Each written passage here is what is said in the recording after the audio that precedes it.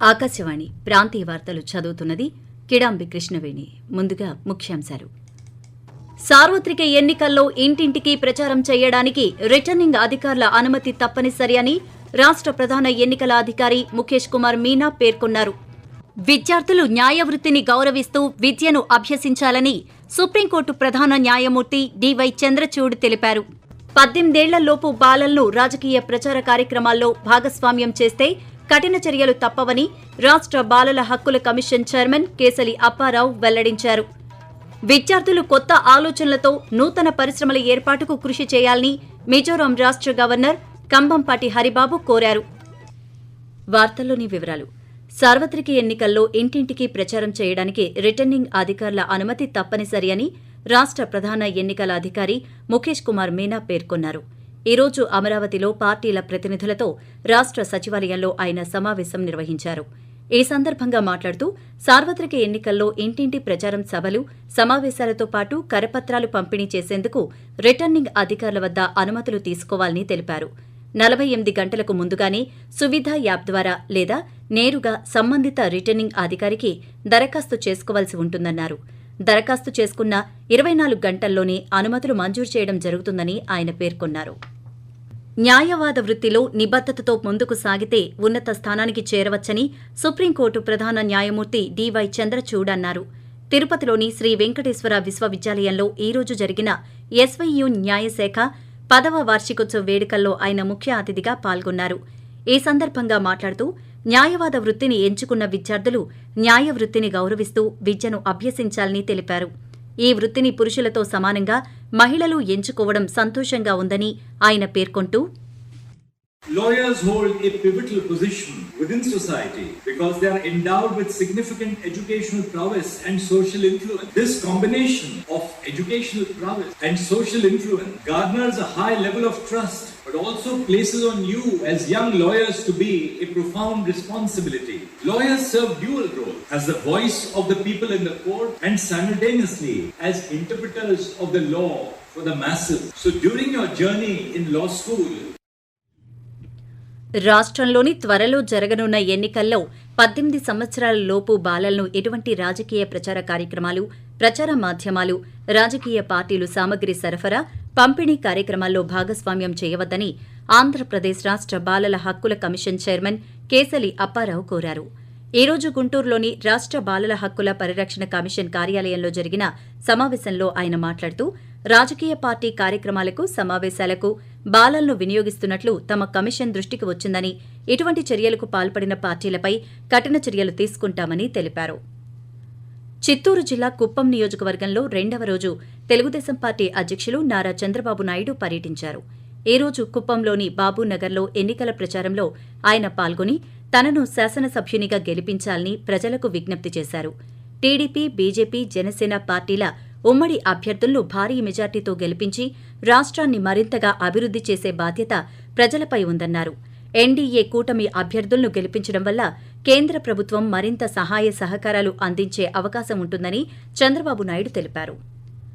ఆంధ్రప్రదేశ్ యానంలో దిగువ ట్రోపో ఆవరణలో ఆగ్నేయ దక్షిణ దిశగా గాలులు వీస్తున్నాయని, దీని ప్రభావంతో రానున్న 3 రోజుల పాటు పొడి వాతావరణం ఉండే అవకాశముందని అమరావతి వాతావరణ శాఖ పేర్కొంది. ఆకాశవాణి ప్రాంతీయ వార్తలు వింటున్నారు. దేశంలోని ప్రతి ఇంజనీరింగ్ కళాశాలలో నైపుణ్య అభివృద్ధి సంస్థల అవసరం ఎంతైనా ఉందని మిజోరాం రాష్ట్ర గవర్నర్ కంభంపాటి హరిబాబు అన్నారు. పశ్చిమ గోదావరి జిల్లా భీమవరంలోని ఒక ప్రైవేటు ఇంజనీరింగ్ కళాశాల 44వ వార్షికోత్సవం ముఖ్య అతిథిగా ఆయన పాల్గొన్నారు. ఈ సందర్భంగా మాట్లాడుతూ, భారతదేశం ప్రపంచానికి ధీటుగా ఎంతో అభివృద్ధిని సాధించిందని, సమాచార విప్లవం కూడా దేశంలో వచ్చిందని పేర్కొన్నారు. ఇదే సందర్భంలో భవిష్యత్తులో కూడా ఇతర దేశాలపై ఆధారపడకుండా చదువుతో పాటు నైపుణ్యం సంపాదించాలని విద్యార్థులకు సూచించారు. అలాగే విద్యార్థులు కొత్త ఆలోచనలతో నూతన పరిశ్రమల స్థాపన చేయాలని ఆయన కోరారు.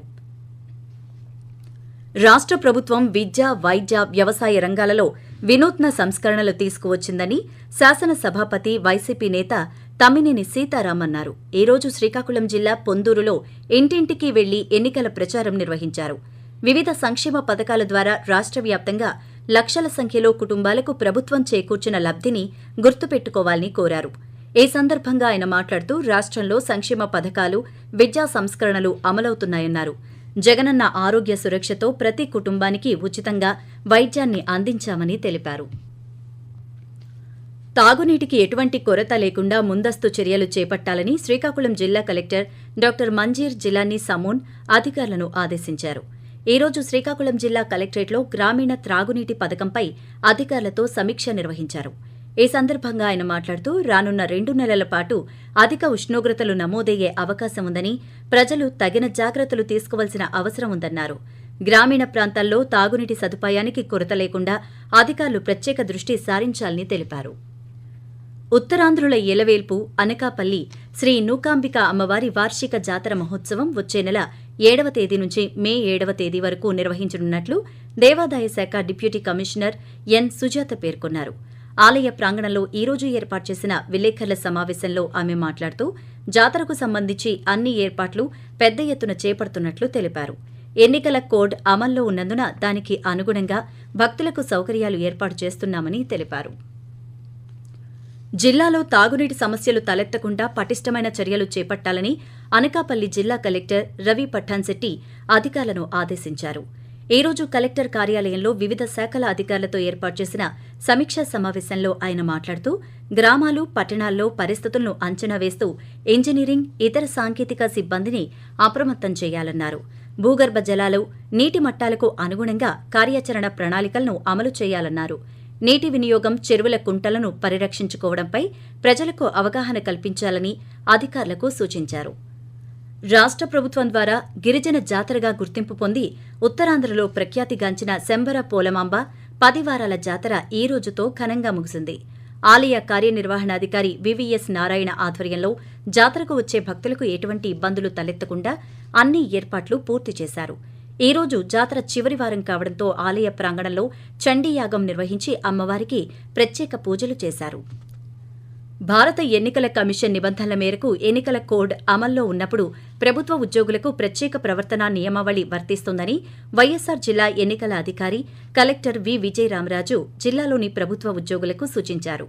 ఈ రోజు ఉద్యోగులతో నిర్వహించిన సమావేశంలో ఆయన మాట్లాడుతూ ఎన్నికల ప్రక్రియ ముగిసే వరకు ప్రభుత్వ ఉద్యోగులు ఎన్నికల కమిషన్ నిబంధనలకు లోబడి విధులు నిర్వర్తించాలని తెలిపారు. రానున్న 3 నెలల్లో మంచినీటి సరఫరాకు తగిన చర్యలు తీసుకోవాలని పార్వతీపురం మన్యం జిల్లా కలెక్టర్ నిశాంత్ కుమార్ అధికారులకు ఆదేశించారు.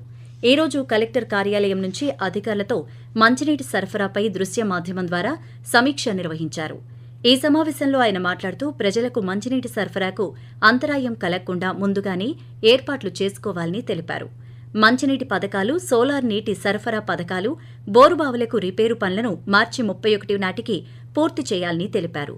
రాబోయే 3 నెలలు నీటి సరఫరాకు అంతరాయం ఏర్పడే అవకాశం ఉంటుందని తెలిపారు. తిరుపతిలోని శ్రీనివాస మంగాపురం కళ్యాణ వెంకటేశ్వర స్వామి ఆలయంలో వచ్చే నెల 4వ తేదీన శాస్త్రోక్తంగా పుష్పయాగం జరగనుంది. దీనికోసం ఏప్రిల్ 3వ తేదీన ఒకరోజు ముందుగా సాయంత్రం 6 గంటల నుంచి 8 గంటల వరకు అంకురార్పణతో కార్యక్రమం మొదలవుతుందని ఆలయ అర్చకులు వెల్లడించారు. ప్రాంతీయ వార్తలు ముగించే ముందు ముఖ్యాంశాలు మరోసారి. సార్వత్రిక ఎన్నికల్లో ఇంటింటికి ప్రచారం చేయడానికి రిటర్నింగ్ అధికారుల అనుమతి తప్పనిసరి అని రాష్ట్ర ప్రధాన ఎన్నికల అధికారి ముఖేష్ కుమార్ మీనా పేర్కొన్నారు. విద్యార్థులు న్యాయవృత్తిని గౌరవిస్తూ విద్యను అభ్యసించాలని సుప్రీంకోర్టు ప్రధాన న్యాయమూర్తి డివై చంద్రచూడ్ తెలిపారు.